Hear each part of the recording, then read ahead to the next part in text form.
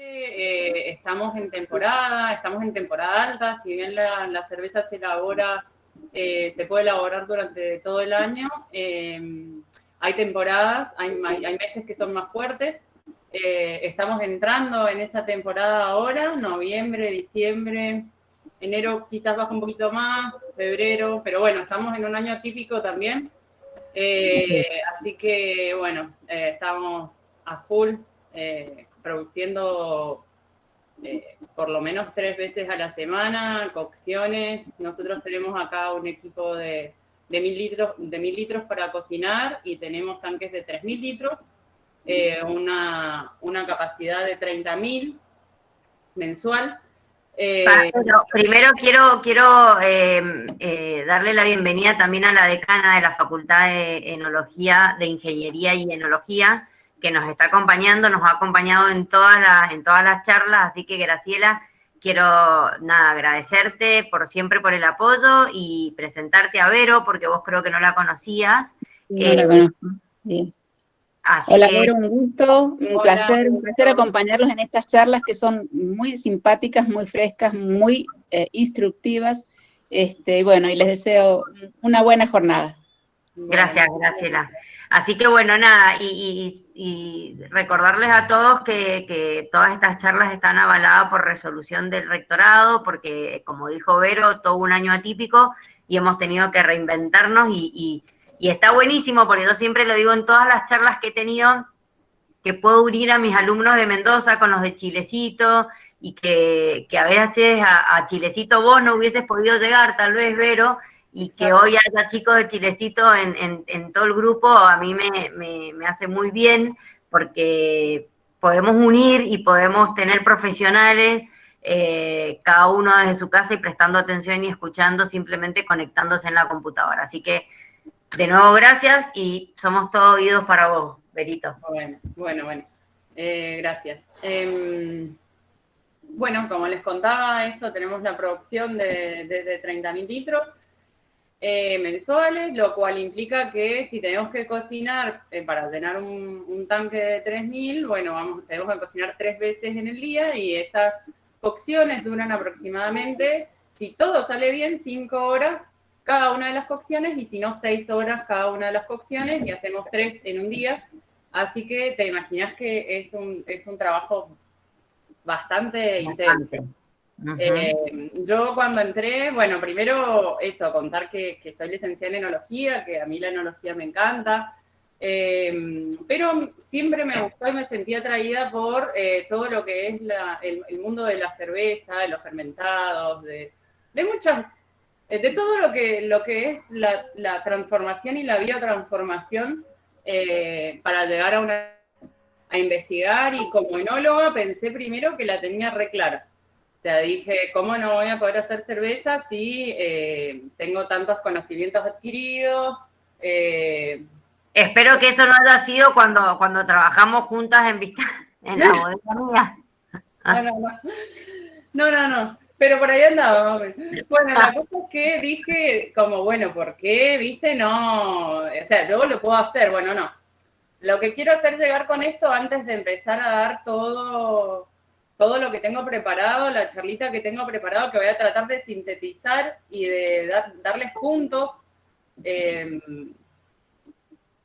para que entiendan, porque en realidad después de un tiempo me di cuenta de que la enología a mí me formó y la enología me dio una herramienta, que es la herramienta de poder ir a buscar la información a un lugar específico, o sea, y todo el conocimiento químico o sea, todo lo que es el quimismo, las fermentaciones, las levaduras, o sea, bueno, todo eso lo sé, pero acá interaccionan otras cosas, otros ingredientes, ¿sí? Entonces, en un momento me di cuenta que, bueno, obviamente nosotros estudiamos tantos años o sea, la uva y todo lo que compone eso, y acá en la cerveza, si bien habían partes que yo las podía entender o llegaba la información y la entendía rápidamente, porque mucho fue estudiar por mi cuenta, fue leer libros porque tenía la capacidad de entenderlo, pero no es tan fácil como decir, voy a ponerme a hacer cerveza y listo. O sea, sí, seguramente te salga una cerveza que te guste a vos y le guste a tus amigos y tenga más o menos un sabor parecido a la cerveza. Ahora, de ahí a perfeccionarlo y a dar un buen producto para que no tengan problemas, sobre todo microbiológicos, por alteraciones microbiológicas, porque la cerveza no es tan noble como el vino y entonces tenemos un pH muy óptimo para las bacterias acéticas, las bacterias lácticas, tenemos un bajo alcohol. Entonces, todas esas cosas van a hacer que nuestra cerveza sea un caldo de cultivo para cualquier microorganismo que quiera vivir ahí, porque además tenemos azúcar. Así que bueno, la verdad es que la cosa es que teníamos que estudiar un montón, tengo que estudiar un montón para poder hacer una buena cerveza, ¿sí? A raíz de esto, bueno, me puse a estudiar, me puse a hacer cursos, hay cursos lindos, pero quise encarar esta charla desde este lado para explicarles que ahora lo que yo les voy a dar es un material que yo he logrado hacer, digamos, con cosas muy básicas. Yo no sé si acá hay gente experta, o sea, si gente que ya ha hecho cerveza o gente que no, pero estoy hablando con profesionales o pronto a ser profesionales. Por lo tanto, tampoco lo que yo siempre quería era que me hablaran con propiedad sobre esto, porque nos vamos a entender, o sea, toda la información estaba como muy mezclada. Entonces, cuando yo leía cosas que no estaban bien, me enojaba, me enojo. Entonces, he tratado de hacer en esta presentación cosas muy puntuales, pero para que sepan cuál es el camino a seguir si quieren después dedicarse a hacer cerveza o quieren o piensan hacer cerveza. O sea, cuál es el camino a seguir y cómo vamos hilando todo esto que nosotros sabemos como enólogos o como enólogas y poder tener un buen producto desde el lado de la cerveza y entender que son interacciones químicas entre todos los ingredientes que utilizamos, ¿sí? El agua, el lúpulo, la malta y la levadura. O sea, estamos hablando... Y esto si yo quiero hacer una cerveza simple. Acá nosotros en la cerveza no tenemos un Instituto Nacional de Viticultura. Yo te iba a preguntar si había alguien que a ustedes los controlaba o los iba, o los rige, o hay alguien, algún inspector, como nos caen a nosotros en las bodegas los del INB, por ejemplo. Sí, lo que no hay es un ente regular, o sea, que regularice eso, que fiscalice, que sea, o sea, que esté todo en un solo orden, porque sigue siendo una bebida, un alimento, o sea, podés claro, tener alguna... Tenemos que cumplir con el Código Alimentario Argentino, tenemos que cumplir con higiene de los alimentos, tenemos que cumplir con fiscalización y control, y con la bromatología de cada una de las municipalidades a donde vos tenés tu cervecería, que en general suelen ser lo mismo. Las exigencias que se piden para habilitar una cervecería son las mismas que se le piden a las cervecerías industriales. Por lo tanto, son muy exigentes. Es difícil poder lograr eso. Pero bueno, por eso, con respecto a cada uno de los municipios, van teniendo alguna serie de flexibilizaciones para que se pueda ir acomodando. Pero bueno, sí, o sea, dentro de todo, digamos que esta cervecería es una cervecería independiente, es una de las cervecerías más grandes en capacidad y bueno, y en toda la maquinaria que ha adquirido. Cuando entré a trabajar acá aprendí muchísimo más. Yo antes tenía y tengo mi marca personal, que es Hops, pero hacía cerveza de garage. Después entré a trabajar acá y empecé a hacer otro tipo de cerveza y entendí que la calidad va por otro lado y que la tomabilidad de la cerveza va por otro lado. Así que si quieren, empezamos. A mí no me pueden parar cuando empiezo a hablar de cerveza.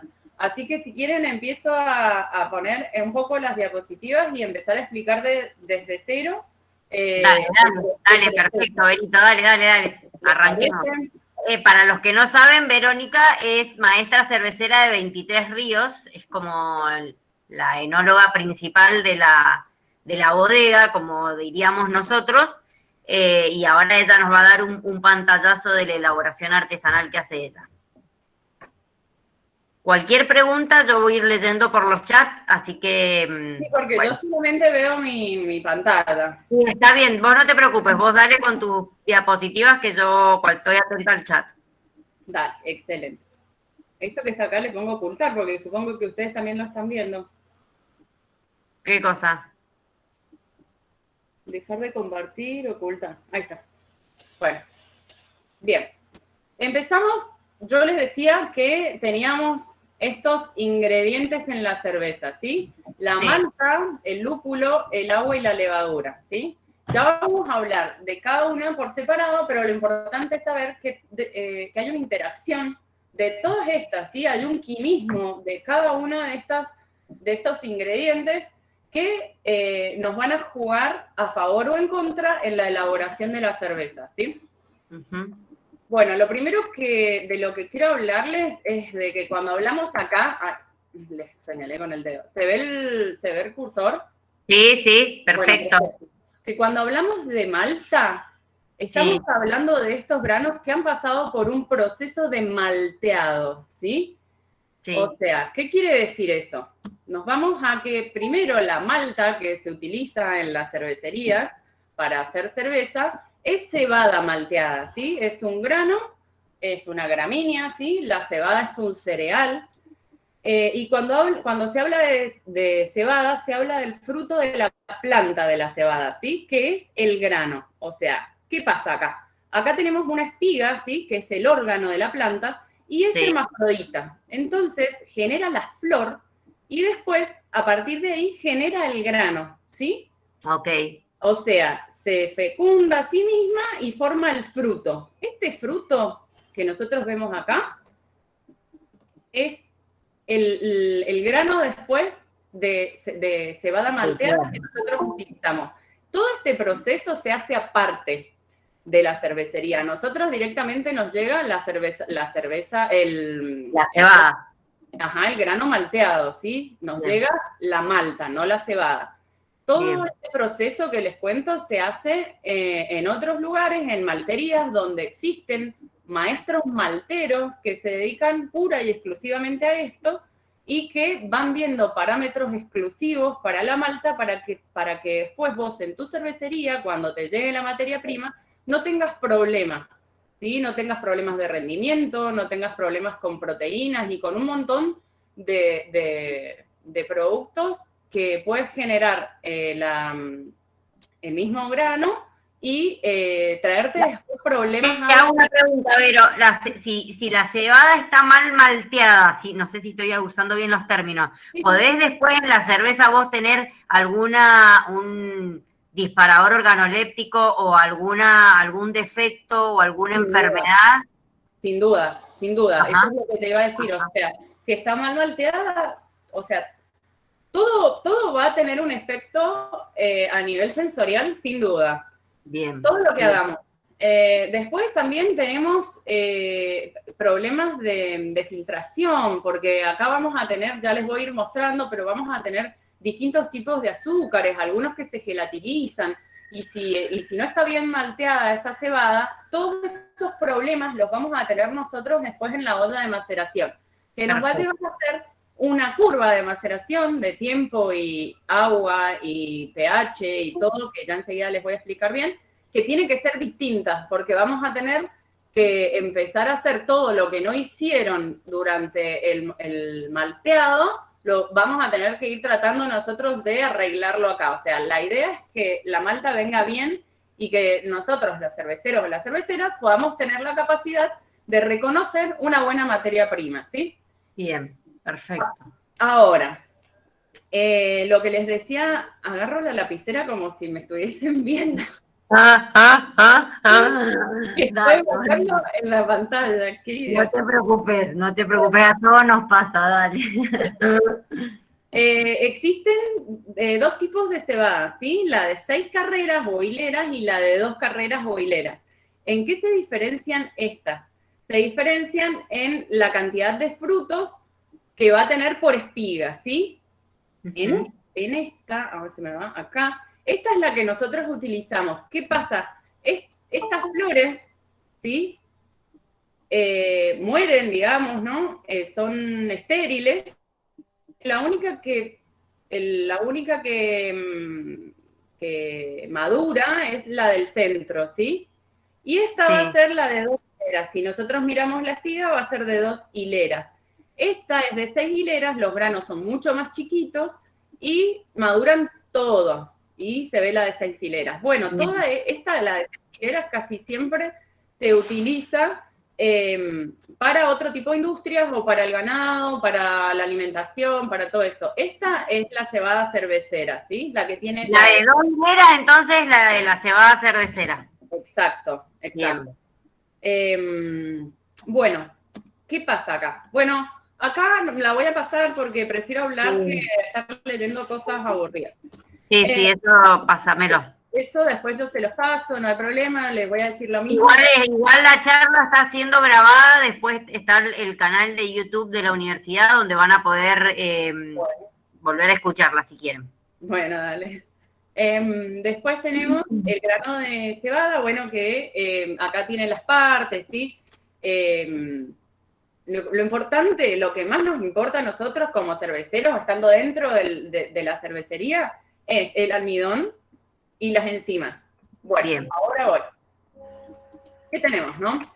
Estos granos tienen que pasar por este proceso de malteado, ¿sí? O sea, para poder ser utilizadas en la industria y realizar el mosto de cerveza. El proceso de malteado se basa en los siguientes pasos. Uno que es el remojo, el otro que es la germinación, el tostado y la desgerminación, ¿sí? O sea, básicamente, a ver si tengo... No.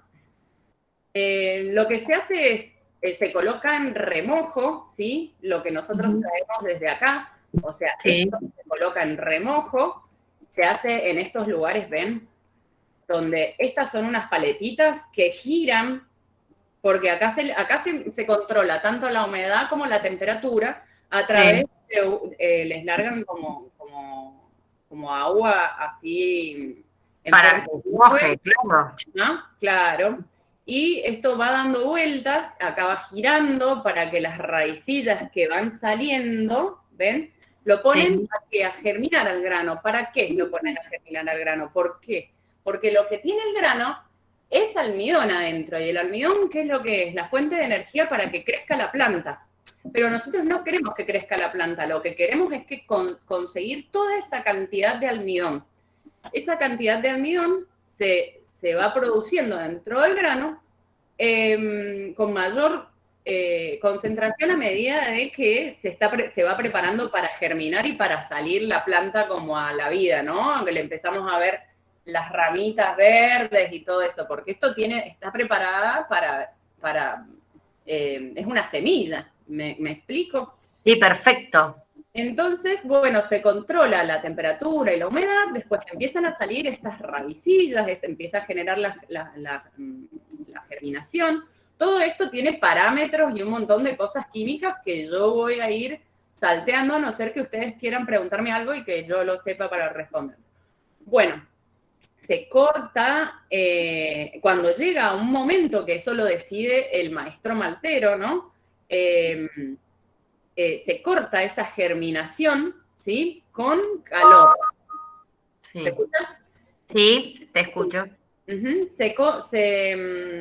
Se corta con calor y lo que se hace es después sacar todas estas raicillas, ¿sí? Se van sacando porque se van enredando, entonces se cortan después. Esa era la parte que yo les decía. Es como la parte esa de germinar. Claro, la germinación. Primero igual, bueno, una vez que germinan y que yo tengo lo que quiero, se les baja la humedad, ¿sí? Haciéndole pasar una corriente caliente de aire alrededor de unos 60 grados para bajar la humedad a un 10%, y ahí aparecen las enzimas que nosotros después vamos a utilizar en el proceso de maceración dentro de la cervecería, ¿sí? Perfecto. Bueno, esas enzimas son importantes porque lo que nosotros vamos a tener dentro de nuestra cervecería, en nuestra olla de maceración, va a ser un grano que tiene almidón adentro, y la levadura no come almidón. O sea, no lo utiliza para degradarlo ni utiliza nada. Entonces, nosotros lo que tenemos que hacer es cortar esas cadenas de almidón. Me resalté, pero se los cuento rápido. Cortar esas cadenas de almidón en azúcares más simples para que la levadura los pueda comer. Porque el almidón completo, la levadura no lo fermenta, entonces tenés que hacer pequeñas cadenas de azúcares para que la levadura pueda fermentar eso. Exacto, entonces, ¿qué hace el maestro acá, maltero? Nos prepara esto para que esto venga con todas las enzimas que nosotros necesitamos y todo el almidón que nosotros necesitamos. Ok, ¿sí? Perfecto, sí. Básicamente eso, y nos saca una fracción proteica que es insoluble, ¿sí? Nos las elimina con todo este proceso también, porque si no, nos traería muchísimos problemas en ese momento. Y bueno, tengo una pregunta, Vero, yo te hago. Cuando viene el maestro maltero y te vende la cebada o la malta, no sé cómo le dicen, ¿vos tenés forma de darte cuenta? ¿Tenés algún análisis para...? Sí. Existen especificaciones y enseguida les voy a contar ya dentro de la cervecería lo que nosotros tenemos que ver cuando llegan nuestras maltas, ¿sí? Bien, o sea, perfecto. ¿Cuáles son los parámetros? Hay especificaciones también porque también son productores muy grandes, ¿sí? Que abastecen a muchísimas multinacionales de cerveza, claro, un montón de corporaciones. Entonces, por ahí lo que nos llega como especificación que viene en la bolsa con un código QR es quizás, no es la de ese silo o la de, no sé, o sea, como que más o menos te va a llegar la especificación dentro de los parámetros que vos tenés que moverte, pero no necesariamente quiere decir que eso que te está diciendo ahí es lo real. Pues vos te vas a encontrar en tu malta. Hay a veces que hay problemas. Nosotros no tenemos una relación directa con nuestro proveedor de maltas, pero no con el maltero, porque como te digo, o sea, Cargill, Maltear, o sea, son malterías, Welderman, son malterías enormes que abastecen mundialmente. ¿Sí? Bueno, bien. Lo importante que les quería decir acá y destacar es que después de que aparecen esas enzimas y todo esto que les decía, es que se les realiza un tostado a distintas temperaturas, ¿sí? Para obtener colores y aromas que después se van a ver reflejadas en la cerveza final, ¿sí? En el mosto y en la cerveza que nosotros tengamos. Características organolépticas, ¿sí? Entonces, nosotros acá yo les estoy mostrando cómo vamos cambiando de color en la cerveza con la utilización solamente de un mismo grano que esté tostado con distintas temperaturas. De esto vamos a obtener distintos aromas, distintos colores. Y podemos, o sea, un mismo grano que es la cebada malteada, es así. Primero tenemos las maltas bases, que son las maltas las cuales tienen un tostado muy suave, ¿sí? Al final del proceso. Y de esa forma conserva la actividad enzimática y el almidón que tenemos adentro. O sea, que de esa malta nosotros vamos a tener, todos los azúcares van a ser fermentables, ¿sí? En cambio, bueno, dentro de estas maltas bases, que sería como de donde nosotros vamos a tener la fuente de azúcar total que le va a dar, después va a consumir toda la levadura y le va a dar el alcohol a nuestra cerveza también, la vamos a consumir la vamos a obtener de la malta base. Se llama así a la malta menos tostada de todas. Dentro de estas podemos nombrar la Pilsen, la Pale, la Viena, la Múnich, ¿sí? Que van tomando se van transformando a medida que van aumentando estos tostados. A pan, a repostería, a miel, a vainilla, todos esos aromas los vamos a tener después en nuestra cerveza, ¿sí? Bien. Ahora, después tenemos maltas melanoidinas o aromáticas, ¿sí? Que se caracterizan por tener un tostado, siempre va a ser el mismo grano, lo único que es la diferencia. Lo único que infiere es el tostado, entonces, siempre va a ser el mismo grano. Siempre, no quiero confundir en esto. Bien.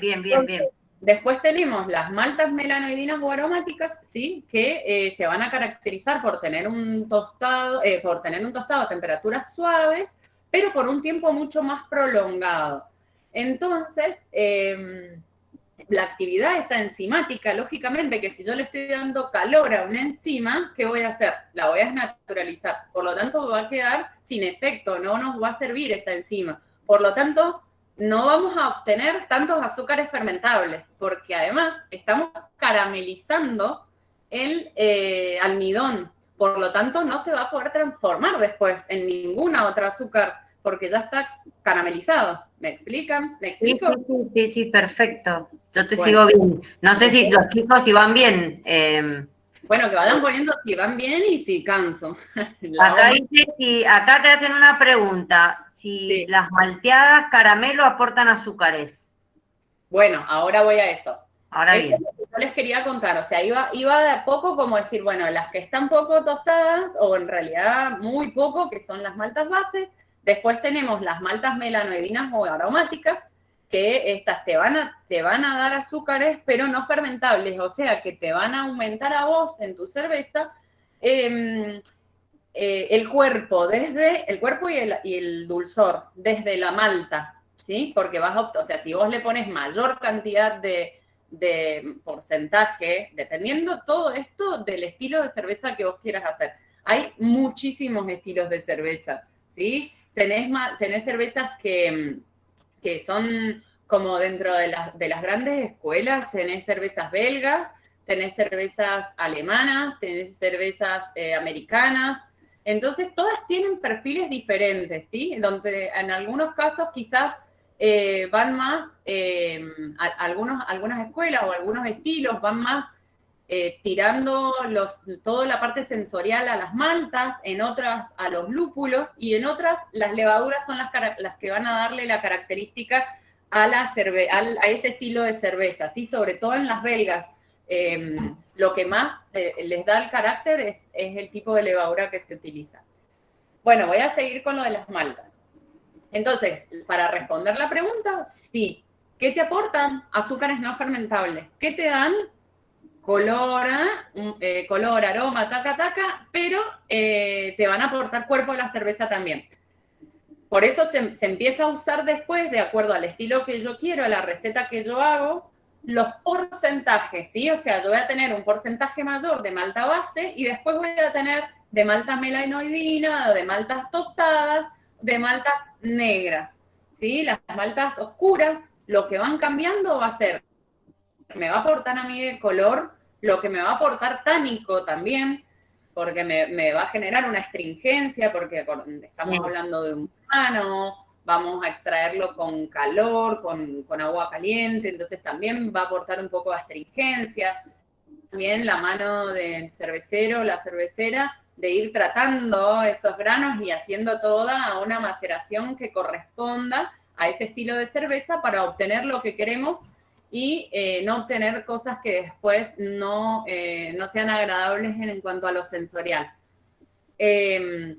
Y bueno, van a ir aportando del tostado de estos caramelos aromas y sabores también, ¿sí? Vamos a estar hablando que arrancamos sintiendo sabores a nueces, a almendras, a frutos secos, después a café, a chocolate. En las stout, por ejemplo, que son cervezas oscuras, que son cervezas negras, es característico encontrar ese tipo de aromas y ese tipo de sabores en las cervezas que son las Scottish, las Irish Red, que son rojas. Encontramos las Scottish, por ejemplo, son cervezas que van mucho más por lo maltoso y tenemos que encontrar...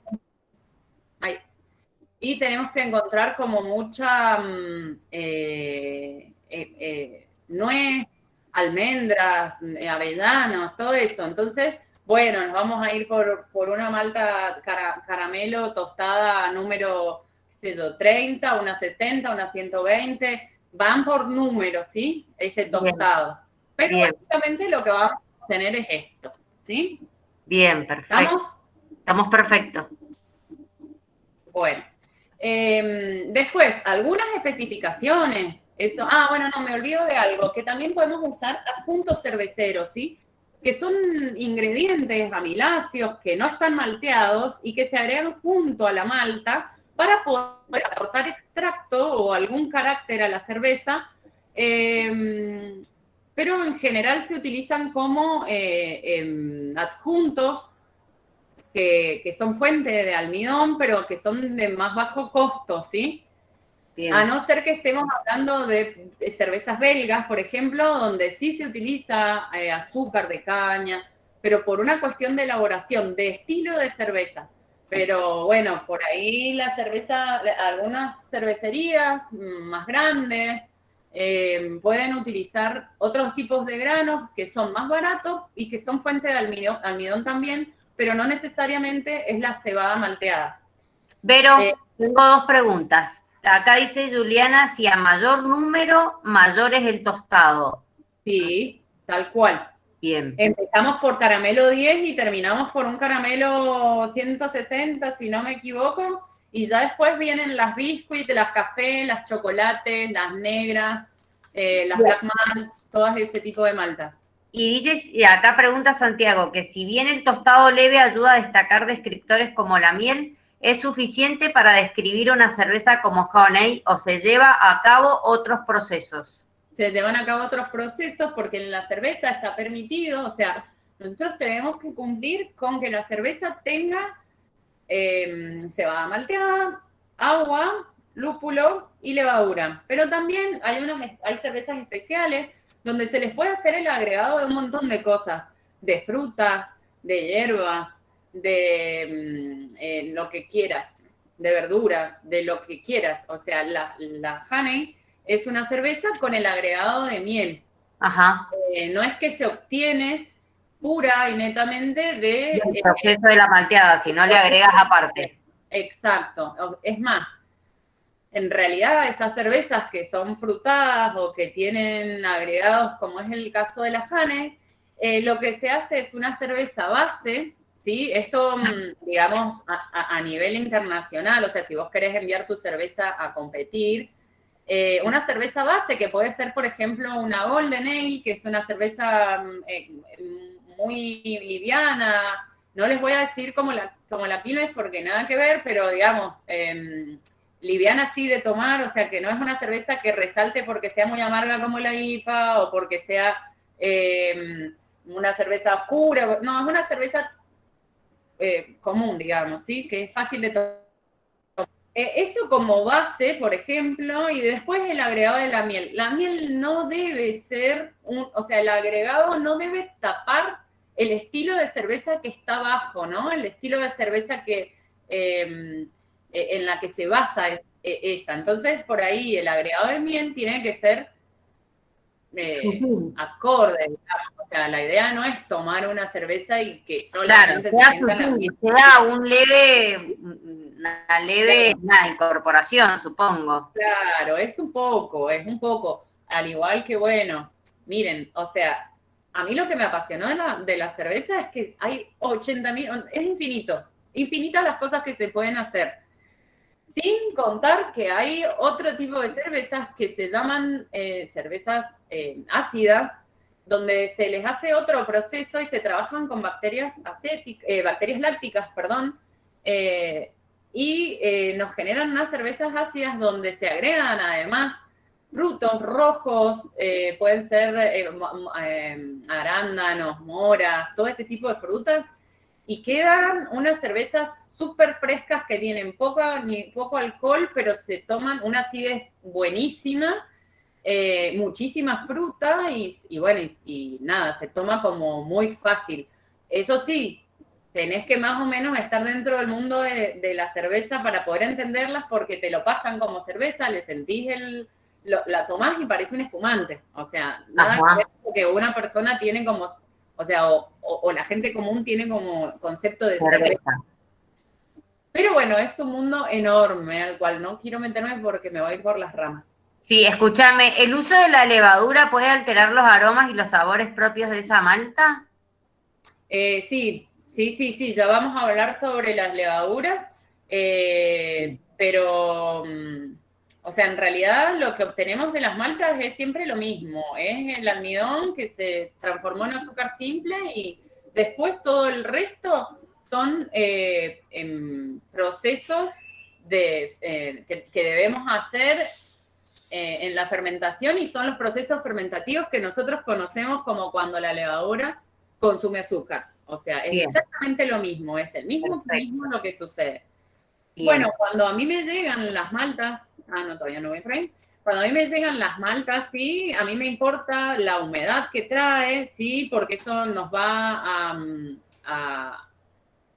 va a tener un impacto directo con nuestro rendimiento, ¿sí? Esa humedad no debe ser mayor al 5%. La modificación de la malta, cuando se habla mucho como de la modificación de la malta, ustedes lo van a leer, si alguno se pone a investigar sobre esto, va a leer mucho sobre la modificación de la malta, que nos habla sobre las modificaciones que sufre el grano por dentro en el momento del malteado, que fue todo lo que yo les hablé antes, ¿sí? O sea, mientras más modificaciones haya sufrido ese grano, menos voy a tener que hacer yo en mi diseño de receta para que la maceración, de mi grano, ¿sí? Dentro de mi cerveza. Y también el poder diastásico, que es básicamente el potencial enzimático que tiene esa malta para degradar ese almidón. Esas son como las cosas importantes que yo debo saber, ¿sí? Bueno, no me voy a seguir por agua.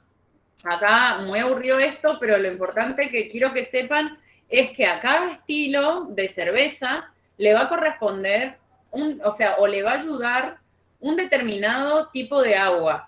Esto es un tema aparte, o sea, agua es un mundo aparte, es un curso aparte. Así que básicamente lo que importa acá es que cada uno de los iones que tenga el agua va a tener un efecto sobre cada uno de los ingredientes de mi cerveza, ¿sí? De la malta, de la levadura, del lúpulo y de alguna otra cosa más si yo le agrego alguna cosa más a mi receta. ¿Por qué? Porque los aniones como el calcio, el magnesio y el sodio son importantes. Por ejemplo, el calcio va a ser importante en la maceración porque me va a ayudar a la parte enzimática, ¿sí? A que me funcione bien la parte enzimática. Es importante que no me excedan la cantidad de calcio que yo tenga en mi agua para macerar. Ya van a ir entendiendo más la parte de cuando yo les hablo de maceración y todo eso, cuando les muestre las ollas y cómo lo hago. Ahora me interesa que más o menos tengan una idea amplia de cada uno de los ingredientes. Bueno, el catión calcio me va a ayudar, va a ser importante para la acción enzimática y va a ser importante que me llegue al tanque una cantidad de calcio necesaria para que la levadura a mí me flocule bien después en la fermentación. Entonces, vamos a estar hablando de un 80 o de 120 ppm o miligramos por litro que vamos a tener que tener en el agua. El magnesio me va a dar gusto amargo y ácido, así que yo debo tener cuidado con ese magnesio. Pero es importante porque me va a ayudar a mí en una isomerización del lúpulo que se va a llevar a cabo en la olla de hervido del mosto, que ya les voy a explicar. El sodio me va a resaltar lo que es la malta, pero me va a dar como dulzor de malta, pero por debajo de los 100 ppm, ¿sí? Después tenemos aniones, que son carbonatos y bicarbonatos, que me van a manejar la alcalinidad de ese agua, ¿sí? Y está relacionada también con la dureza, porque me van a evitar o me van a generar una subida o una bajada del pH en mi olla de maceración. Después tenemos los cloruros, que los cloruros lo que hacen, digamos que me van a resaltar el carácter maltoso. O sea que si yo voy a hacer una cerveza, una Scottish, por ejemplo, en la cual yo quiero que resalte más la parte maltosa y no tanto la lupulada, voy a jugar con más partes por millón de cloruros que de sulfatos, por ejemplo, porque el sulfato lo que va a hacer es favorecerme en la extracción de la resina del lúpulo y me va a acentuar un amargor. Entonces, si yo tengo una IPA o quiero hacer una IPA, por ejemplo, les voy poniendo ejemplos normales que conozcamos todos, digamos, son cervezas lupuladas, van a ayudarme a esa extracción de esa resina amarga del lúpulo y me lo va a acentuar más me va a acentuar ese amargor y me va a dar como un picor, un amargor seco, algo así. Entonces, dependiendo de mi receta y del estilo de cerveza que yo quiero hacer,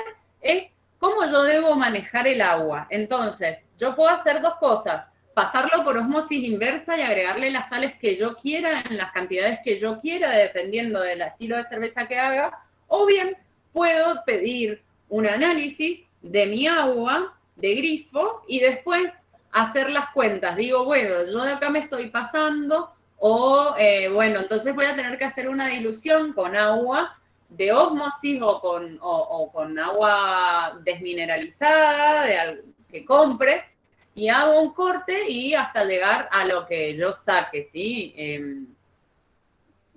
Por estequiometrías, no hay otra. Así que bueno, más o menos entendieron un poco de lo que se trata el agua, o sea, a muy grandes rasgos, porque esto tiene una implicancia mucho mayor. Por ahora no hay ninguna pregunta, así que dale. Excelente. Bueno, después lo otro que tenemos es el lúpulo. El lúpulo es una planta trepadora. Del lúpulo les voy a hablar también, y de cada uno de los ingredientes les voy a ir hablando en los procesos, ¿sí? Ahora es un pantallazo. El lúpulo es una planta trepadora como la que ven acá, ¿sí? Donde la flor es la que nosotros utilizamos tanto para amargor como para aroma, ¿sí? Para aroma lo que tenemos son aceites esenciales en el lúpulo, se van a utilizar en distintos momentos. Esta es la flor y este es el lúpulo ya peletizado, ¿sí? Que se le hace un proceso también al lúpulo, en el cual termina ya seco, pero con todas las propiedades que necesitamos en estos pequeños pellets que son los que nosotros agregamos. Flores también se pueden agregar, pero tenemos que saber que todos los compuestos, sobre todo los aceites que contiene el lúpulo, son o muy fácilmente oxidables, ¿sí? O sea, se oxidan fácilmente y al oxidarse generan aromas desagradables después en nuestra cerveza, lo transmiten. Entonces, si vamos a usar flores, que sea en el momento de la cosecha del lúpulo, que estemos cerca o que estén envasadas al vacío, o en una atmósfera inerte, digamos, ¿sí? O modificada. Pero si no, lo que vamos a usar son los pellets, ¿sí? Que tienen amargor. Ese amargor se mide como IBUs, que son unidades de amargor internacionales, y eso es lo que vemos nosotros a veces en las pizarras: mientras más IBU, más amargor. En las pizarras de las cervecerías que sale el alcohol y sale el IBU, bueno, el IBU es lo amargo que va a ser esa cerveza. Entonces, mientras que a mí no me gusta la cerveza muy amarga, voy a elegir la que tenga menos IBU. De todas maneras, bueno, ya me voy un poco de tema, pero rápidamente les digo, de todas maneras, esa unidad de amargor se toma como algo, como una unidad que es real. Pero yo puedo hacer artilugios dentro de mi capacidad como cervecera para poder obtener menos amargor, o sea, menos IBU, pero igual amargor, ¿sí? Agregándoselo en otro momento. Ya les voy a ir explicando cómo, pero yo les voy largando porque si después me olvido me hacen acordar. ¿Con qué aparato se mide el IBU? No sé, creo que se hace con ni idea, no te voy a mentir. Todo eso se suele hacer con espectrofotometría y un par de cosas más. El IBU, la verdad que no me acuerdo, tendría que buscarlo. No me acuerdo con qué aparato lo sacan, porque a mí directamente me llega la añada, por un código QR me llega la añada, los alfaácidos que tienen, que es lo que a mí me importa, los IBUs totales que tiene y los...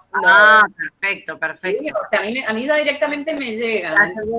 Todo especificado. Claro, además cambian por los años y cambian por la variedad.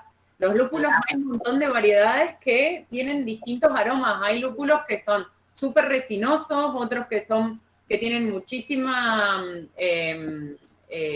características cítricas, otras, o sea, ¿vieron la rueda de los aromas?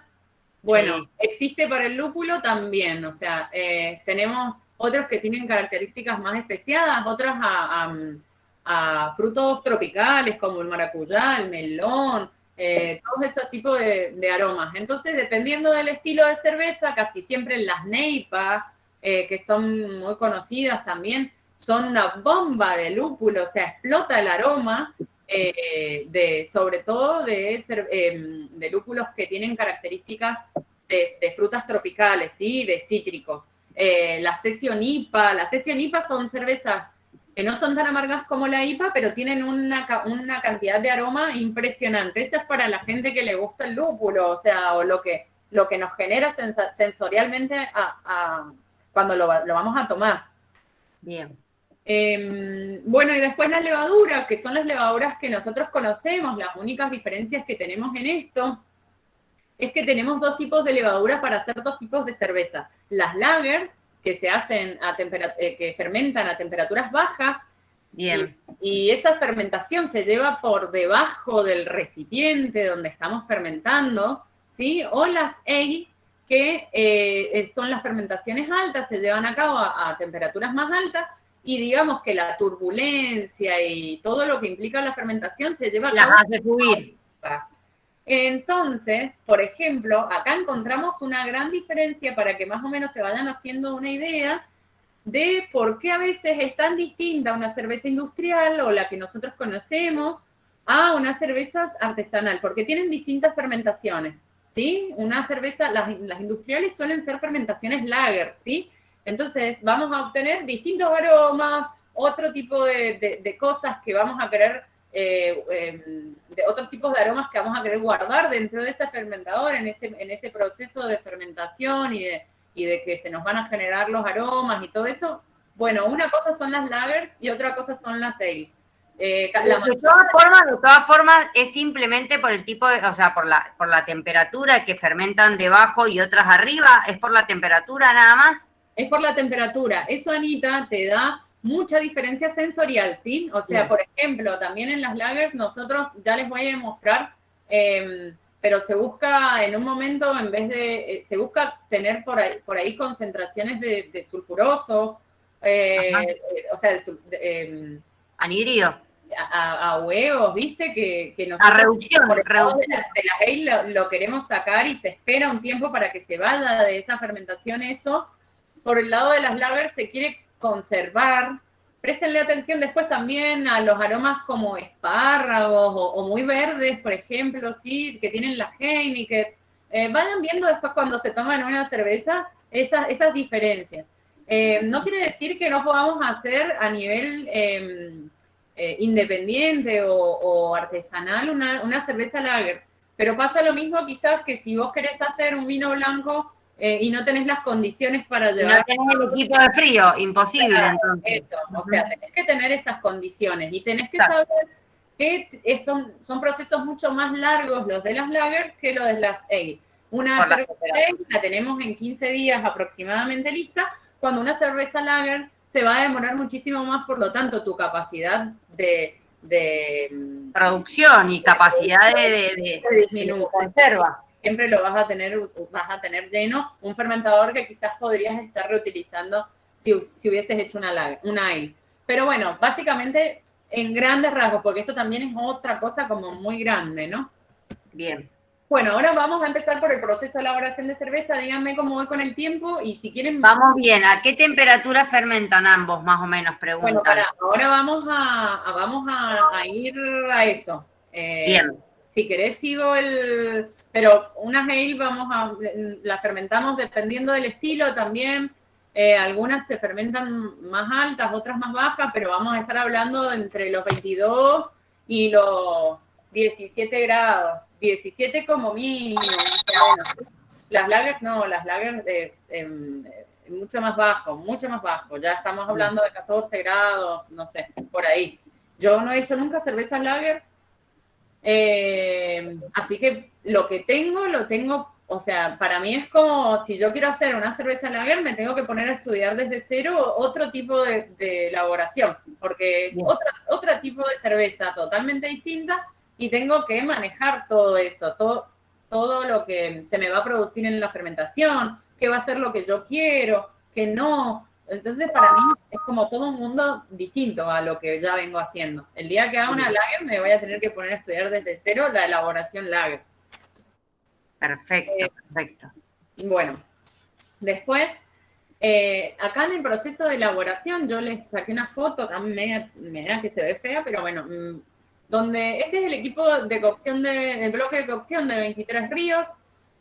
Acá tenemos, a donde les estoy señalando, tenemos el macerador, ¿sí? O sea, acá tenemos el hervidor y esta es nuestra olla con agua, ¿sí? Nosotros utilizamos agua de ósmosis y le manejamos las sales de la manera que nosotros queremos. Entonces, el proceso es así. Esta olla, ¿sí? Nosotros molemos el grano que viene, ¿sí? En las bolsas, el grano entero, se muele, pero no se hace, no se muele, no queremos harina, ¿sí? Solo queremos que el grano se quiebre. ¿Por qué queremos que el grano se quiebre? Porque nosotros acá lo que vamos a poner es a ese grano en condiciones para que todas esas enzimas puedan salir y puedan desdoblarnos ese almidón en azúcares más simples. Eso es lo que queremos hacer en la maceración, ¿sí? Y acá vamos a obtener lo que se llama el mosto cervecero, ¿sí? Lo que nosotros le llamamos mosto, que va a ser una solución dulce formada, entre otras cosas, por, por azúcares fermentables, por dextrina, por proteínas, por aminoácidos, todo eso que va a estar disuelto en el agua, ¿sí?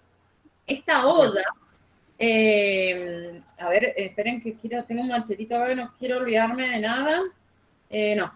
Bueno, esta olla tiene un falso fondo, ¿sí? Cuando yo les hablo de un falso fondo, hablo de esto. ¿Qué pasa? Acá nosotros colocamos todos los granos y no queremos que, solo vamos a querer después pasar a la segunda olla el mosto, ¿sí? Entonces ese falso fondo llega acá más o menos, ¿sí? Llega por ahí. ¿Ven? Acá no sé si se ve bien, pero está la puerta. Acá, sí, hasta acá llega el falso fondo. Entonces, todo lo que está abajo es líquido. O sea, de acá para arriba yo muelo los granos junto con el agua, voy haciendo un empaste, ¿sí? A una determinada temperatura. O sea, a ver, los granos se van a mantener en distintos descansos y a distintas temperaturas sostenidos durante un tiempo, ¿sí? O sea que las variables van a ser la relación del agua y el grano, el tiempo y la temperatura, van a determinarme a mí la receta que yo voy a hacer dependiendo de los ingredientes que yo voy a usar. ¿Me explico lo que quiero decir? Sí, bueno, se explica. Para ver, tengo dos preguntas. ¿El mosto se corrige como el vino? No sé si se hace alguna corrección de acidez o no sé, de algo. Sí. Y si se le hace algún análisis. Bueno, te cuento. Acá lo que a nosotros nos importa es poner en condiciones. ¿En qué condiciones? En las condiciones en las cuales las enzimas van a funcionar. ¿Y las enzimas, cuáles son los condicionantes de las enzimas? Las temperaturas y el pH, ¿sí? Entonces, eso te iba a preguntar del pH. ¿Qué pH? Acá está. Nosotros, esto era lo que les quería mostrar. Nosotros, dependiendo de la cerveza que vos quieras, va a ser la temperatura, porque ahí es lo que vas a ir obteniendo, ¿sí? O sea, las enzimas que vos vas a ir activando para obtener la mayor cantidad de fermentables y quizás quieras ponerle un poco más de cuerpo a la cerveza, entonces tu curva de maceración va a tener un pico quizás de aumento de temperatura o vas a empezar con una maceración baja y después vas a aumentar, dependiendo de lo que vos quieras hacer con tu estilo, con tu cerveza, con la que vos elijas hacer, ¿sí? Esa es la libertad que vos tenés. O sea, va a ser lo que vos quieras hacer. Pero todo eso vos lo tenés que proyectar antes, en una receta. Por supuesto, claro. Entonces tenemos las principales enzimas, los sustratos sobre los cuales van a actuar y las condiciones, ¿sí?, de pH y de temperatura para cada una de esas enzimas. Pero dentro de todo, en general, lo que se hace es llevar a una maceración en un pH 5,4. ¿Qué pasa? Cuando se mezcla el agua con la malta trae ¿cómo se llama? Una enzima que se llama fitasa, ¿sí? Que tiene la particularidad de degradar la fitina que está presente en la malta, ¿sí? ¿Qué quiere decir eso? Que vamos a tener fosfato. Y si nosotros tenemos fosfato en el medio y le agregamos el calcio al agua como en forma de una sal, que la mayoría de las sales que se usan son cloruro de calcio, por ejemplo, ¿qué va a hacer este fosfato? Se nos va a juntar con ese calcio, va a precipitar y me va a dejar a mí hidrogeniones en el medio, por lo tanto el pH se me va a bajar. ¿Qué quiere decir esto? Que las maltas tienen un poder de acidificación natural, digamos, ¿sí? Producto de esa misma enzima que contienen. Entonces, bueno, lo que yo tengo que lograr es un pH 5,4 más o menos, pero también tengo que tener en cuenta que si yo tengo el pH en 5,4, una vez que hice, que junté mi agua, o sea, que hice mi empaste acá con mi agua y mi malta, pero voy a hacer una cerveza oscura que va a ser una cerveza stout, por ejemplo, y le voy a agregar granos oscuros.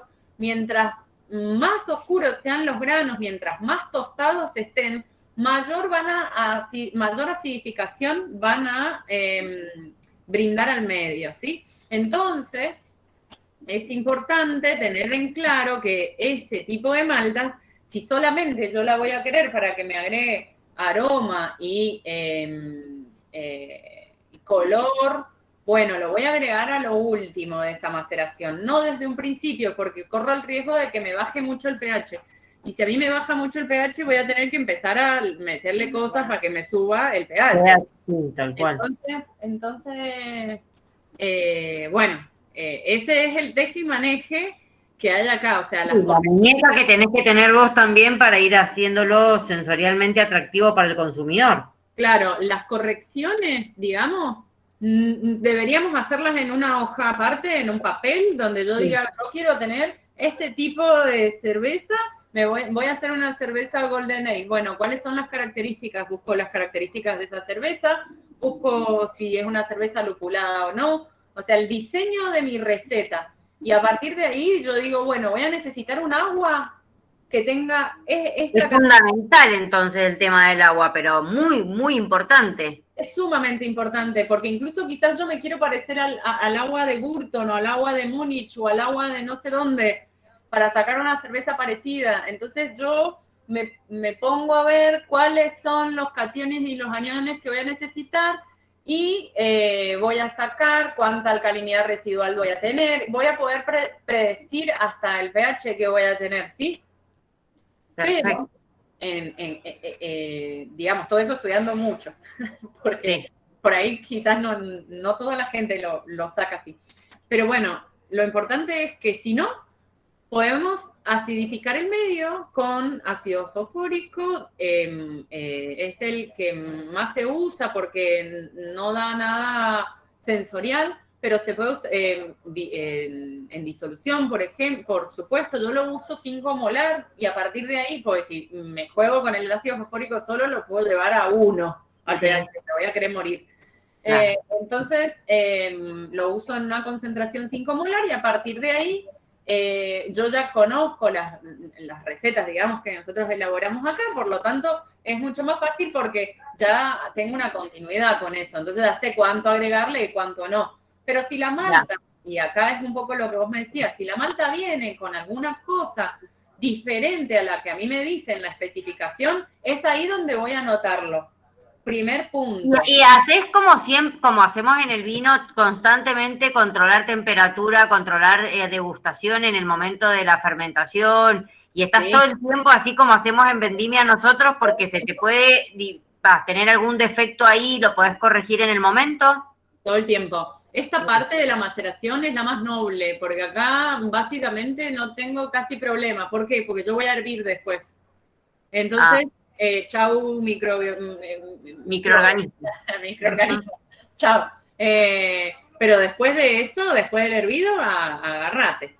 Entonces, Claro. en la maceración lo que voy a medir va a ser el pH, la temperatura y la densidad. Voy a La tener... densidad o claro, el gomé que tomábamos nosotros. Ajá.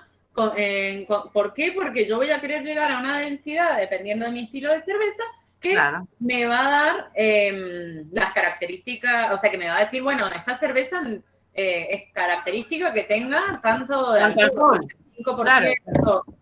Bueno, entonces, ¿cómo llego a eso? Con tanta densidad de azúcares fermentables. Exacto. Bueno, entonces, yo este primer mosto, lo hago recircular por abajo. Yo les dije que teníamos acá un líquido fondo. Entonces, una vez que lo dejo macerando el tiempo que lo tengo que macerar, que es más o menos 60 minutos, una maceración simple a 65 grados más o menos, donde voy a obtener toda la sería una termomaceración eso. Claro. Ay, no te escucho. ¿Qué me dijiste? Que eso sería como una termomaceración. Sí, es mantener constante, la temperatura para que se me activen esas enzimas que queremos y listo. Después podemos hacerle algún escalón, le podemos agregar más agua caliente para que se activen otras enzimas.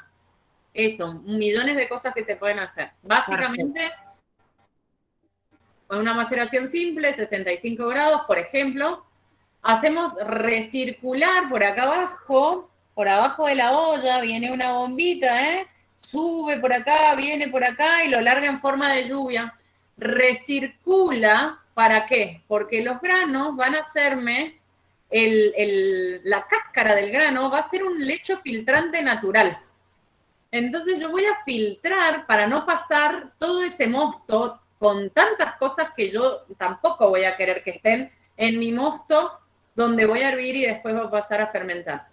Bien. Como que, por ejemplo, proteínas que no voy a querer porque me van a generar turbidez, ¿viste? O sea, bueno, van a haber cosas que no vamos a querer acá. Y el mismo grano te hace como de filtro. El mismo grano me hace como de filtro. Entonces, un tiempo se recircula y a partir de cuando ya más o menos me salga limpio, saco mi primer mosto y lo mando con una bomba hasta por acá, ven por ese cañito, sí. Entra por ese cañito, viene por abajo, entra por debajo de la olla y me va llenando la olla de hervido. Solamente con el mosto, líquido, los granos se quedan acá. Líquido solo. Líquido solo. Entonces, ese líquido va a tener es mi primer mosto. ¿Por qué le decimos primer mosto? Porque va a tener una concentración de azúcar y muy importante. O sea, va a ser mucho más densidad de la que yo quiero. Entonces, ¿qué se hace como segundo paso? Se lava el grano. Ahí es cuando ustedes van a encontrar el lavado del grano. Bueno, el lavado del grano implica pasar agua, viene por acá la agüita, en forma de lluvia, porque acá ya no está recirculando más, acá ya viene de acá, por acá. Y entonces, por el otro lado, por acá, viene en forma de lluvia, agua, sin ni sales. Yo no le agrego las sales acá, solamente esto me va a servir para arrastrar todo el azúcar que me quede hasta que yo llegue también como para lavar, ¿sí? Para hacer como una pequeña dilución, si se quiere entender desde ese lado. Todo el mosto para llegar a la densidad que yo quiero tener para mi receta. Entonces, ¿qué tengo que ir haciendo ahí? Voy midiendo la densidad a medida que yo voy lavando el grano. Si yo tenía una densidad de, no sé, de 1080 o de 1070, y bueno, y quiero una Golden Ale, que voy a tener que ir hasta una densidad de, no sé, de 1050, como una vez que ya haya hervido, tengo que darme cuenta que se va a evaporar y que se va a concentrar. Entonces voy a llegar a una densidad de 1047, por decir. Entonces le voy a agregar agua o sea, le voy a ir lavando el grano hasta llegar a esa densidad. Eso se llama lavado del grano. ¿Sí? Sí. ¿Vamos? Vamos bien, vamos. Bueno. Una vez que llegamos a lo que es el hervido, ¿sí? pasamos por la maceración. Acá estaba esto que yo les mostraba, ¿ven? En forma de lluvia que les decía. Sí, como remontaje, sí. Claro, acá de esta manera, sí, el remontaje, digamos, sería esa recirculado. Y esto sería el agregado de agua cuando vamos lavando el grano, ¿sí? Allá adentro tienen unas paletitas que dan vuelta, que giran todo el tiempo, no todo el tiempo, porque después yo tengo que hacer que esa cama de granos me sirva como lecho filtrante, entonces la dejo quieta. Pero cuando yo empiezo a mezclar todo, se me tiene que mezclar bien todo el agua con la malta, ¿sí? Entonces esas paletitas giran y giran y giran y giran para que no se me formen grumos, hasta que yo las dejo quietas y empiezo a recircular el mosto para que se me forme el lecho del grano y tener un mosto más limpio para pasar al hervor, ¿sí? Acá preguntan entonces, se macera, se lava el grano y luego se hierve. Exactamente, se macera, se lava y se hierve, ¿sí? Bueno, acá un poco lo que les venía hablando. ¿Qué sucede en el macerado? La acidificación del mosto, la degradación de los betaglucanos, la degradación de las proteínas, la conversión de los almidones. Yo tengo un PDF con todas las cosas que explicadas, además de esto, que te lo voy a pasar, Ana, para que se lo envíes a tus alumnos. Bueno, buenísimo. Después tenemos qué factores influyen, lo que les hablaba más temprano: temperatura, tiempo, pH, densidad de empaste, lavado el grano, y después nos vamos al hervido, ¿sí? Que está acá, qué es cuáles son los puntos más importantes. La esterilización del mosto, la inactivación enzimática, porque vamos a estar hirviendo, ¿sí? Entonces, todas las enzimas directamente se van a desnaturalizar y van a quedar sin efecto, ¿sí? El efecto del hervor sobre las proteínas, acá también tenemos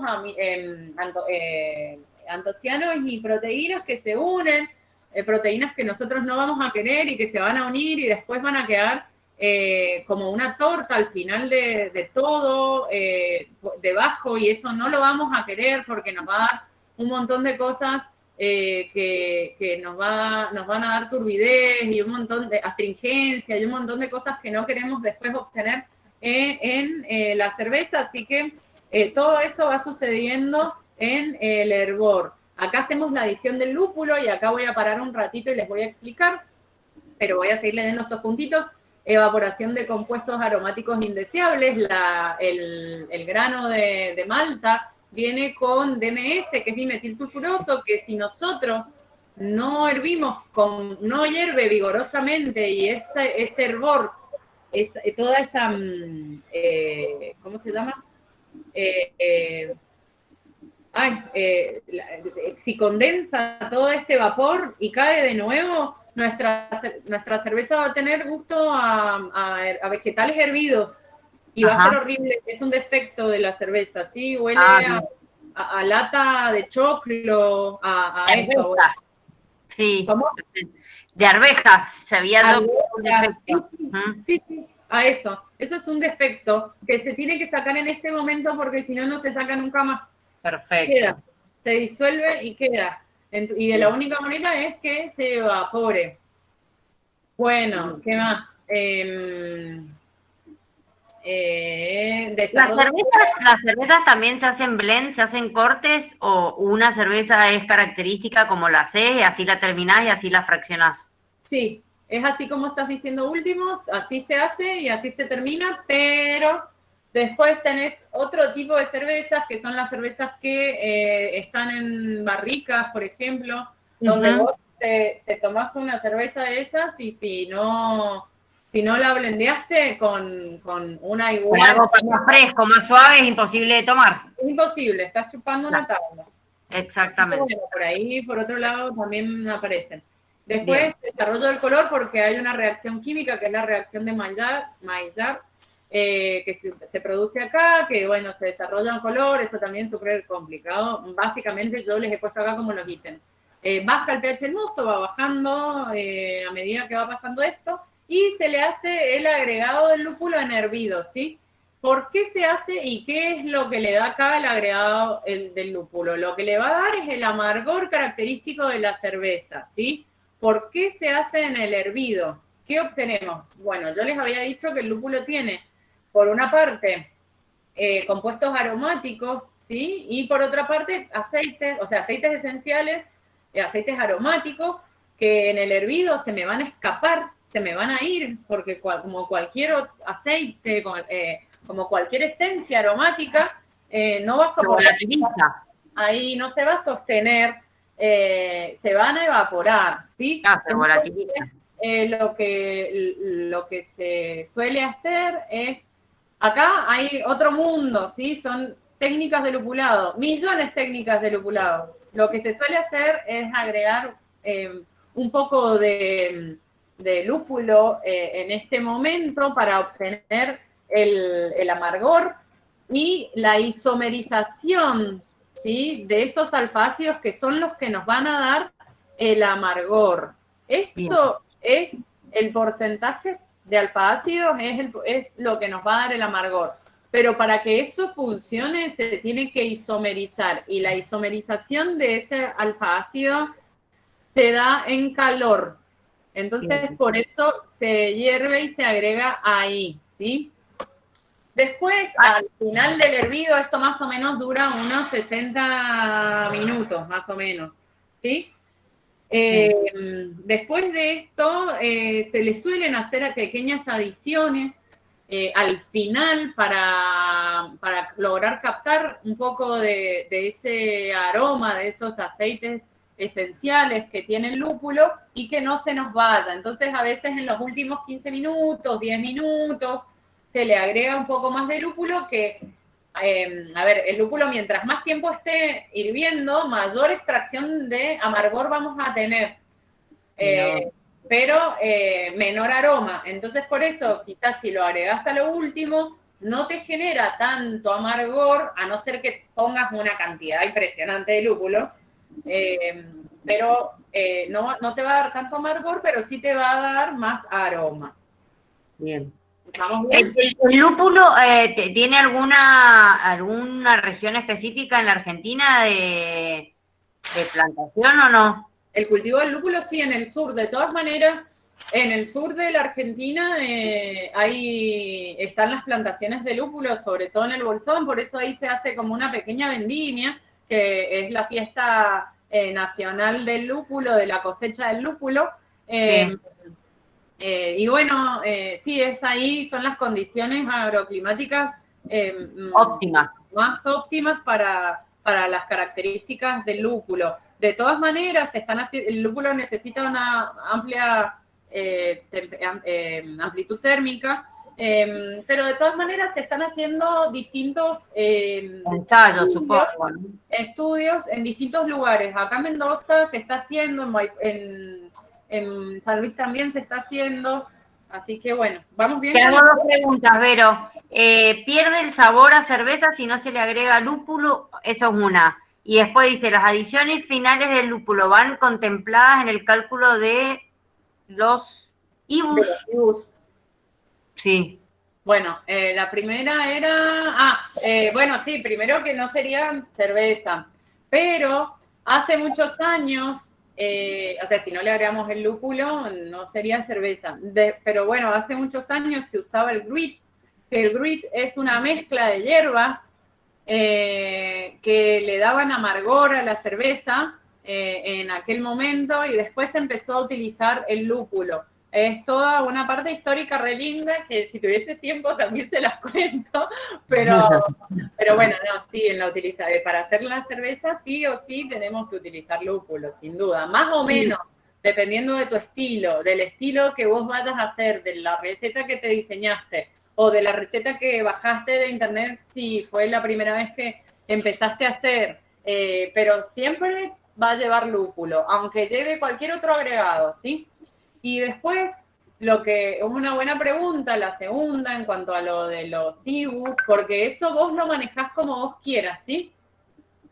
A ver, eso era lo que yo explicaba un poco antes, que les dije que me hicieran acordar. Los IBUs existen, sí, teóricamente sí, los sacamos y existen, siempre y cuando se isomerice de esta manera y nosotros ahí vamos a obtener el amargor. Pero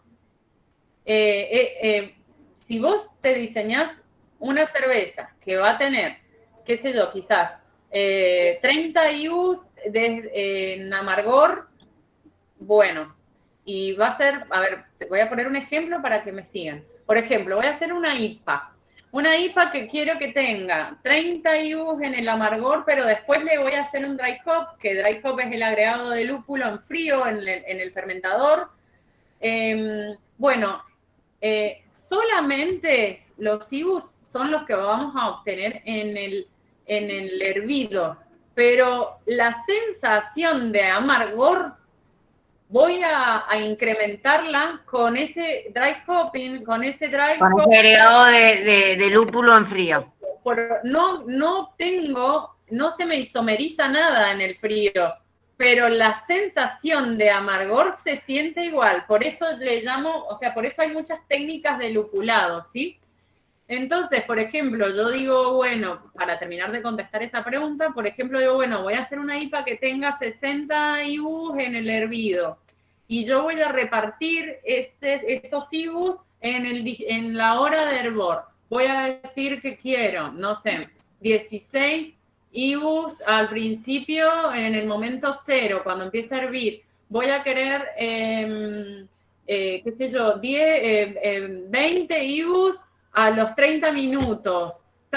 Bueno, me va a ir cambiando también la cantidad de lúpulo que yo voy a tener que poner.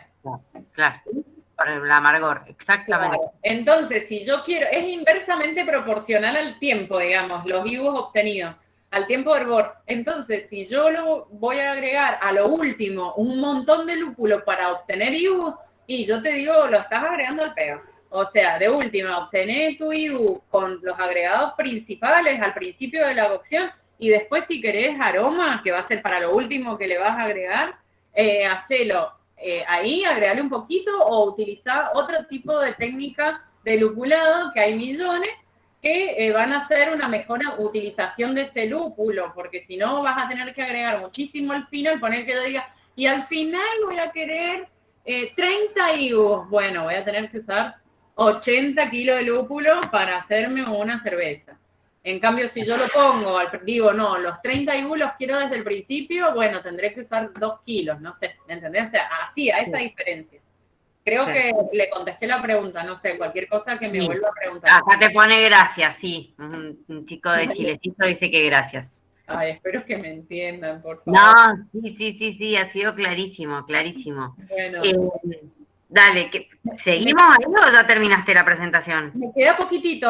¿Hay gente todavía? ¿Puedo hacer una pregunta? Aprovechando, un comentario, aprovechando que ya estás con los IBUs y demás. Y yo hace poquito di clase con los chicos de primer año que tienen la parte de física, de óptica física.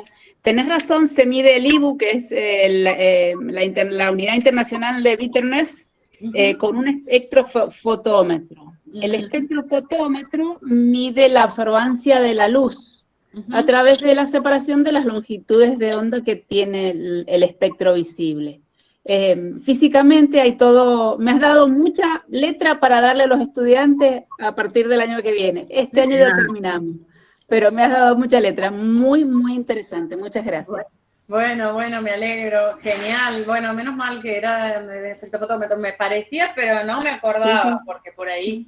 Tiene muchísimos usos. Esta información en mi cabeza absorbe tanta información que a veces, bueno, tengo que ir teniendo como los machetitos para acordarme de algunas cosas porque no recuerdo todo. Pero todo lo que has dicho indica que hay muchísima investigación y estudio atrás de todo eso. Sí, que hay horas de investigación atrás de todo eso. Muy lindo. Sí, la verdad que sí. Ahora, bueno, también justo estoy haciendo una especialización en una universidad de España, en la Universidad de Alicante, y bueno, también esa especialización es muy completa y es hermosa, la verdad que hay para estudiar. Ahí me di cuenta que había toda una carrera. Un mundo. Sí, la carrera. Se nota. Felicitaciones. Bueno, por último... Dale, así no se nos va la gente y ya llevamos 1 hora y media. No te quiero demorar mucho, Berito. ¿Ah?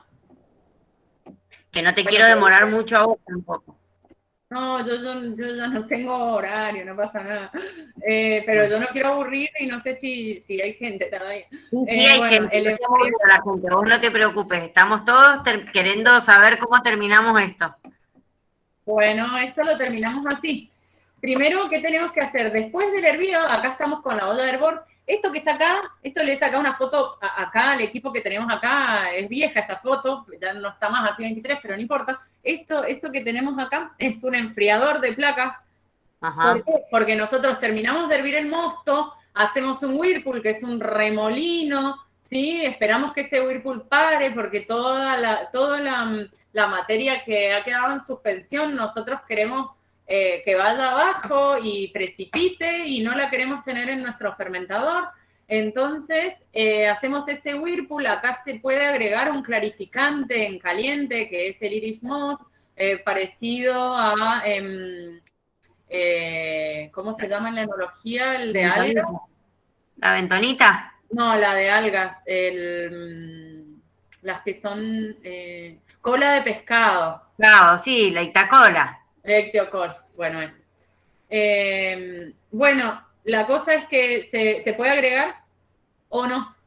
Se enfría el mosto y pasa a los fermentadores, ¿sí? Los fermentadores tienen esta forma cónica, ¿sí? Por una cuestión, o sea, esa forma tiene que ver con la forma en la cual fluctúa por la producción de dióxido de carbono y todo eso, y además porque cuando va terminando esa fermentación tan tumultuosa que se lleva a cabo arriba, porque utilizamos levadura Sale, van cayendo en el fondo del tanque y se extrae por acá todo eso, porque nosotros después no lo vamos a querer, ¿sí? ¿Lo vamos a poder reutilizar? Sí, si hacemos un conteo por cámara de Neubauer y tenemos la cantidad de levaduras por litro que necesitamos, las podemos reutilizar las veces que queramos, ¿sí? O sea, mientras el conteo de levaduras y las levaduras sean viables y nosotros hayamos hecho bien los procesos, se puede reutilizar para otra elaboración, ¿sí? Entonces Bien. esto nos baja un montón los costos. O sea, es impresionante poder reutilizar levaduras. Más vale. Bueno, se enfría porque si está hirviendo y yo meto este hirviendo acá y le meto la levadura, ya sabemos que se muere. Así que por eso lo enfriamos a la temperatura que nosotros queremos, ¿sí? A la que queremos fermentar. Bueno, después, esto que está acá arriba, a ver, acá arriba, es un venteo que es para eliminar. Acá no puede ingresar solamente el oxígeno que va a ingresar va a ser en línea, porque yo se lo voy a inyectar por acá, ¿sí? Voy a inyectarle en una piedra parecida a esta o igual a esta, donde tiene micro poros, y acá atrás se le pone una valvulita donde se inyecta el gas. Bueno, ahí le inyecto oxígeno que yo quiero para la cantidad de levaduras que tengo, ¿sí? Y poder formar los esteroles y todo lo que ya sabemos que necesita la levadura. En este caso es igual que en el vino.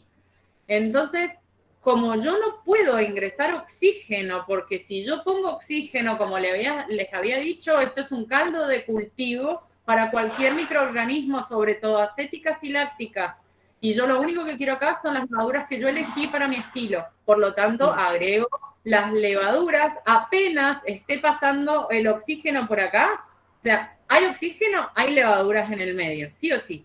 Fermenta y me va a liberar el gas carbónico por acá, donde yo acá, ese venteo, le voy a poner una manguera que va a ir a un balde con agua, ¿sí? ¿Para qué? Para que salga el carbónico que se produce, pero no me ingrese oxígeno, es una trampa de aire, ¿sí? O es un airlock, es exactamente lo mismo. Fermenta. Aproximadamente entre 24 y 48 horas se produce la fermentación tumultuosa. Si yo estoy utilizando levaduras secas, se me va a demorar un poquitito más. Si yo estoy utilizando levaduras reutilizadas de otra, que ya vienen, digamos, listas para comer, porque tienen un hambre, cuando sacamos de acá y metemos en otro, automáticamente empieza a fermentar y la fermentación esa tumultuosa dura mucho menos tiempo.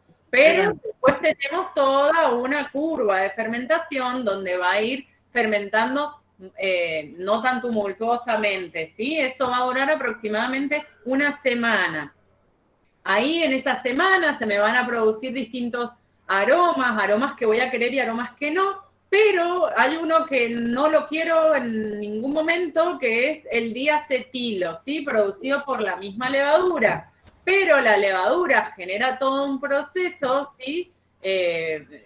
Biológico sería, de biotransformación, donde después termina tomando ese diacetilo y liberando al medio otro producto que no tiene ese aroma ni ese sabor a manteca, a pochoclo, es un aroma mantecoso. Sí, bueno, el diacetilo, ya lo conocen. Sí, tenemos en los vinos, tal cual. En la cerveza se siente espantosamente horrible, ¿sí? Entonces, no lo queremos. Bueno, por eso tenemos que pasar todo un momento de guarda caliente, que se le llama, o de descanso de acetilo, donde se suben unos poquitos puntos la temperatura de la fermentación para que la levadura pueda hacer todo ese proceso y darnos a nosotros un producto al medio que no tenga esas características sensoriales.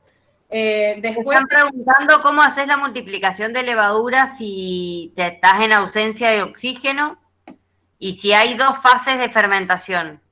No, por eso les acabo de decir que se le inyecta oxígeno en el momento donde pasa de la olla de hervido, que pasa por el enfriador, se inyecta oxígeno solamente para la reproducción de levaduras, para la formación de esteroles, después todo el resto es igual. Acá adentro hay azúcar. La levadura es la misma, es glucosa, sí, o sea, son cadenas cortas de azúcares. Entonces va a pasar exactamente lo mismo que conocemos en la fermentación del vino. Las fases son exactamente la misma. Lo único que hago es meterle el oxígeno necesario para la cantidad de levaduras que yo estoy inoculando para que se me reproduzcan y formen tengan todo ese proceso metabólico de formación para después poder tomar este azúcar, generar el carbónico, el alcohol y todo lo que ya conocemos, y todos los subproductos que forma, que acá son muy notorios en la cerveza. Bueno, después de eso, lo llevamos a una guarda caliente, como les dije, o un descanso de acetilo a los 2 días más o menos, le subimos unos 2 puntitos la temperatura si podemos, y si no lo dejamos como está, o sea, si no tenemos manejo de temperatura, lo dejamos como está, para que la leva haga eso y no tengamos ese diacetilo. Existen test para hacer en ese momento, son todos sensoriales. Bueno, eso se buscan, si no me voy a redemorar.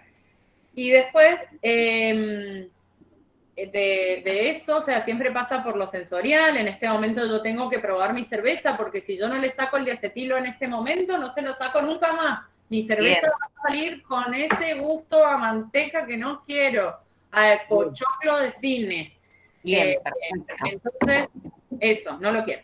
Bueno, después, ¿qué hago? Bajo la temperatura, ¿sí? Bajo la temperatura para que todo baje, incluyendo las levaduras, incluyendo todo, para ya pasar a una filtración, si es que tengo filtro, que puede ser filtro de placa, puede ser filtro de tierra, el mismo filtro que utilizamos nosotros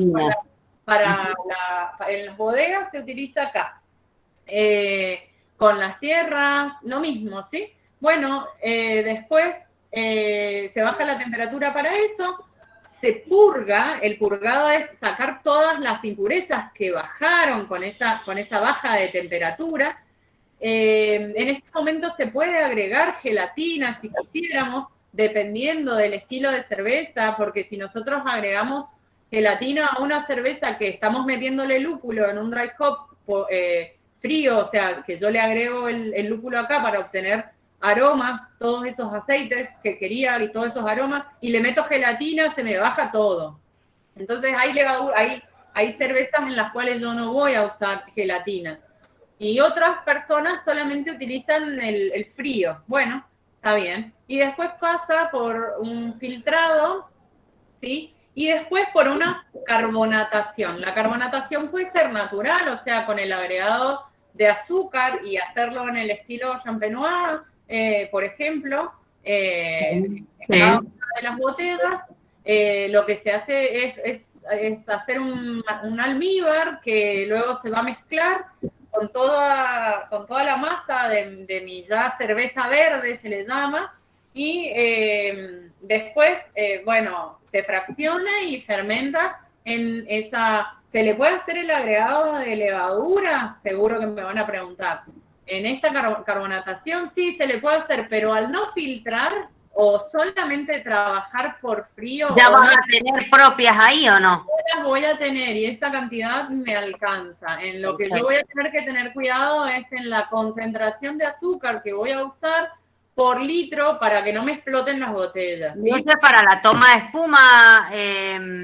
Para que se genere la carbonatación natural. Y Bien. Por ende también se me va a generar la espuma porque voy a tener carbónico en el medio. Perfecto, la espuma, perfecto. para retenerla es exactamente igual que con los espumantes, es a través de las proteínas y todo lo que ya conocemos.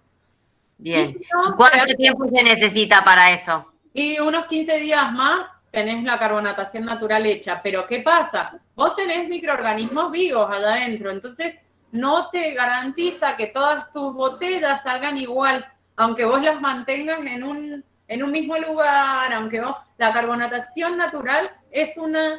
¿Agregás algún antiséptico entonces? No, nada. Entonces, eso es importante saber. Es una fermentación pequeña que te va a dar todas las sorpresas que te puede dar una fermentación. Entonces, ¿podés obtener lo que querés? Sí. ¿Puede salirte diferente? Sí. ¿Puede salirte horrible? Sí, también. O sea, entonces quizás no es lo más utilizado, a no ser que vos tengas, hagas cervezas específicas, estilos específicos y te dediques a eso. Nada más, como hacen los chicos de TUT acá en Mendoza, que hacen fermentación de carbonatación natural, estilo champenois. Bueno, ellos manejan otro mundo de la cerveza, digamos, ¿sí? Y además es mucho más chiquito la elaboración que tienen, entonces pueden dedicarle como más tiempo a cada una también de las cervecitas. Y si no, lo que se hace es una inyección de dióxido de carbono a través de una piedra como esta. Estas piedras se colocan dentro de bombas donde se hace recircular, se coloca la bomba y se hace recircular a través de esa bomba y de esa piedra, y esa piedra lo que tiene es por donde le inyectamos el CO2. Entonces, dependiendo del estilo de la cerveza, es la presión a la cual nosotros debemos llegar, y por supuesto tiene que ver la temperatura. O sea, a la temperatura a la que esté, es a la presión que tenemos que llegar dependiendo del estilo de cerveza para tener la carbonatación que deseamos. Por ejemplo, las cervezas oscuras como las Stout no tienen que tener una carbonatación tan punzante porque en realidad lo que se busca es que sean cervezas más cremosas, entonces tienen una menor carbonatación. El tamaño de la burbuja prácticamente no se debe ver, tiene que ser muy pequeña, muy parecida a la burbuja del espumante, no se me debe pegar en el vaso, eso nos va a hablar a nosotros de una cristalería limpia, por favor. No queremos esos burbujones de soda ni nada por el estilo, casi no se tiene que ver, pero sí se debe percibir. En lo sensorial, la carbonatación se percibe en boca, no en vista, no se mira. ¿Y a qué temperatura se recomienda hacer esa carbonatación? Depende del estilo y depende, o sea, es a lo que a vos te llegue tu equipo, ¿sí? O sea, yo tengo la posibilidad de tener mis cervezas a 2 grados, a 0 grados, a 1 grado, a 4, pero hay gente que no les llega tan bajo el equipo y entonces, bueno, tienen que buscarse. Yo hago la carbonatación en un tanque, hay otros cerveceros que las hacen barril por barril, le van inyectando, lo mueven. Lo que yo hago con la bomba, ellos lo hacen con las manos, yo también lo hacía con mi cervecería de garage, digamos. Entonces, ¿qué haces ahí? Incorporás ese CO2, mientras más frío esté, obviamente se va a incorporar más el carbónico, ¿sí? Y hasta que esa presión esté constante a la presión que yo la quiero llevar por estilo. Viene una tabla, si googlean es muy fácil encontrar la tabla de carbonatación por estilos. Y ahí te dice cuánto tiene que tener, dependiendo de la temperatura, de carbónico tu cerveza. Última pregunta, Vero, porque ya llevamos 1:40 y... Oh, mirá, muchas gracias, dice al final. Acá preguntan si el uso de destroza reemplaza la inyección de carbónico y si afecta a la calidad de la cerveza.